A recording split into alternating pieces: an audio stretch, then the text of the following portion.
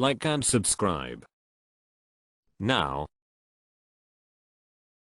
what completely legal substance are you addicted to? Benadryl. A lifetime of adult insomnia led me to search for stronger sleep cocktails, and I took a Benadryl with melatonin. It got so bad I was up to a few every night, but happy to report now I am down to half and going to go down to 0 soon. Stay off of it. Using Anticholinergics like Benadryl chronically is linked to Alzheimer's. https www.health.harvard.edu/blog/common-anticholinergic-drugs-like-dementia-risk-2015012876667. Not so much anymore, but I was very addicted to peanut butter. It was somehow incorporated into every meal of the day for me for some time, but one day I just stopped. When I had a cold, I use this nasal spray that shrinks the blood vessels in the nose and makes it easier for you to breathe. It is an over-the-counter drugstore item and you don't need a prescription. Once you stop using it, your nose clogs up, or at least it feels like it, because you used to breathe like a superhero for a week. The longer you use, the worse the withdrawals are. I couldn't properly breathe without it, so I ended up using it for almost half a year. I was looking for this. I've been using xylometazoline spray for well over a year. I've only ever used it before going to sleep, but still that's one dose a day for like 14 months. My nasal mucosa is fed. I'm now a week into a cold withdrawal, and it's not fun. At this point I can breathe relatively freely when going to bed, but I wake up very early with a dirt dry mouth and throat and completely clogged nose. If you're reading this and you've been given this nasal spray to help with a cold, for the love of God, don't use it longer than the packaging says. Trust me, that's a road you don't want to go down. Pharmacist here.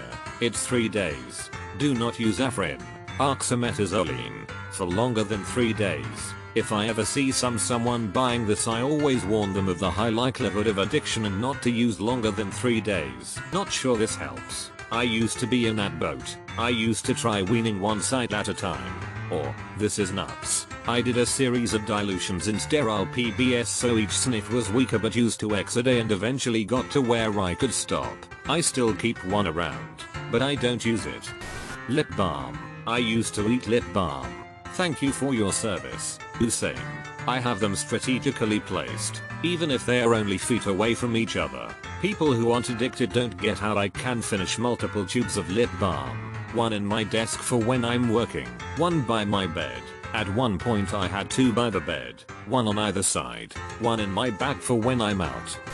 Doritos. I was a massive addict. I used to buy a couple whole boxes of them. I used to drive to Frito-Lay's to buy them directly from the factory because it was the only places where you could buy this much without people asking questions. What makes me stop was in one occasion I went to a Colmado, is pretty much a 7/11 or mini market here at Dom Rep. Told the guy give me this just on Doritos. Was around 800 DPO, which is $14 US. One bag personal bag of Doritos is 25 DPO here. Around 30 something bags of Doritos. The guy looked at me and told me, damn, you just wiped my whole shelf.